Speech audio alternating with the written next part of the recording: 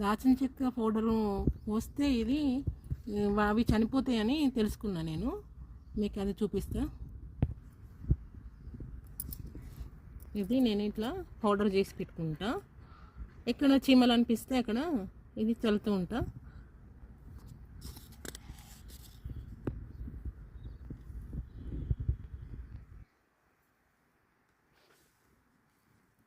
ఇట్లా చీమలు ఉన్నప్పుడు కుండీలైనా, ఇది మడిలా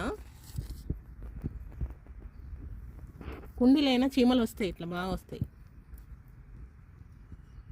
అప్పుడప్పుడు మట్టిని ఇట్లా పెకిలిచ్చి చూసుకుంటే అలా పుట్టలా పెట్టేసుకుంటాయి, మన వానపాములను తినేస్తాయి. అందుకని ఎప్పటికప్పుడు చీమలకు ఇలా రిమూవ్ చేసుకుంటే చెట్లు బాగుంటాయండి.